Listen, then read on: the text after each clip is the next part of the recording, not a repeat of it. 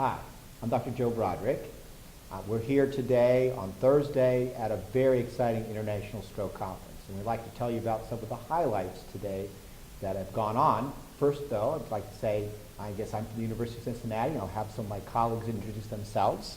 My name is Dr. Ayesha Sherzai. I'm a vascular neurology fellow at Columbia University. My name is Jesse Dawson, and I'm a stroke physician and academic at the University of Glasgow in Scotland. So that's who we are, and maybe I'll start talking a little bit about something I just presented just a few moments ago, which was a collaboration between the Mr. Clean investigators and the IMS3 investigators. And what we did is we pooled our data from both trials, and back last spring, before Mr. Clean even knew their results, we decided on a couple of groups of patients that we wanted to look at together that showed evidence of potential benefit in IMS3. And these were people who had the severest, the worst strokes, as measured by NI stroke scale score greater than or equal to 20. We were also going to looking at patients who had vascular occlusions diagnosed at the baseline, and also patients with internal carotid artery occlusions. But today's talk was pretty much focused on these patients with the most severe strokes.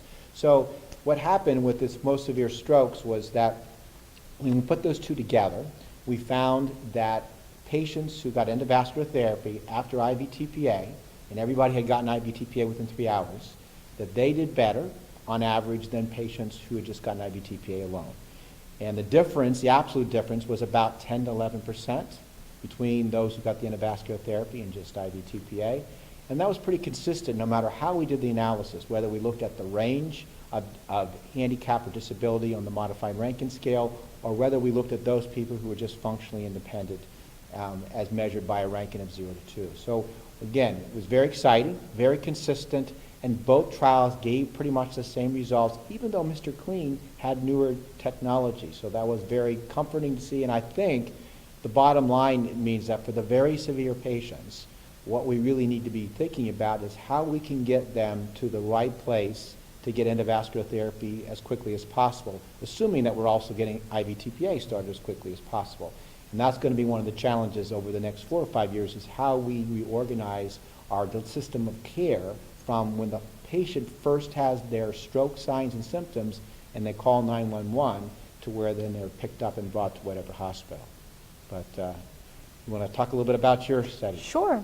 So we wanted to look at dietary patterns, specifically the Mediterranean dietary pattern, and how that is associated with all strokes. There's been a lot of studies out there in the past decade or so that has looked at Mediterranean dietary pattern and how it's related to cardiovascular diseases and cardiovascular events, cancer, Alzheimer's, etc. But they haven't really specifically looked at stroke subtypes. So we wanted to see the relationship between this Mediterranean diet pattern, which emphasizes plant-based foods, vegetables, fruits, cereals, legumes, and de-emphasizes meats and saturated fatty acids. And we chose the California Teacher Study, which is a large cohort of about 133,000 women. And we created a Mediterranean diet score that had been validated in the past.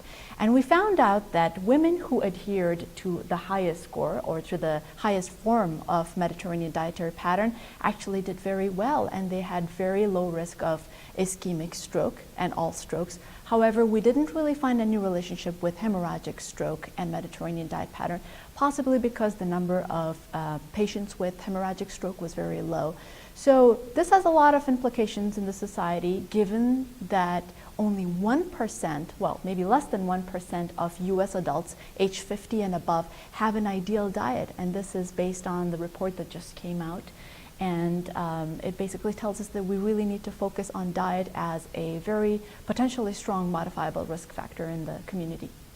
Well, that's great. I actually have to say that when I talk to my patients, that's the diet I recommend. Mm-hmm. And that was based upon the randomized trial that was done earlier that showed a decreased risk of stroke. Absolutely. And so I think it's very exciting, and the fact is we got a lot of work to do. We do. We do. Absolutely. Dr. Dawson, would you like to talk a little bit about what you were doing? Thank you.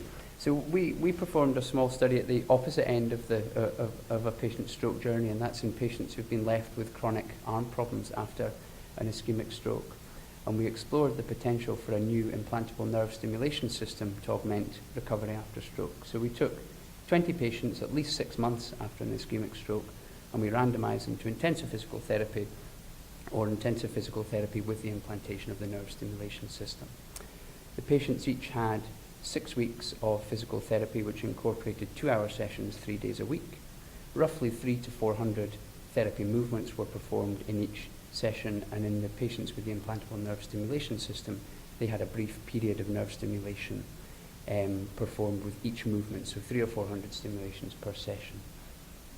The nerve stimulator that we used was a vagus nerve stimulation system, so it sits just under the collarbone on the left-hand side, a little bit like a cardiac pacemaker, and there's a tunneled lead that connects to the vagus nerve on the left-hand side of the neck. The reason why we wanted to explore this is we know from preclinical experiments that when you stimulate the vagus nerve, you get a release of neuroplasticity mediators such as acetylcholine over the cerebral cortex, and we hope that therefore by overloading the brain with these neurotransmitters during specific movements during a therapy task, we could drive the brain to recover in that specific way.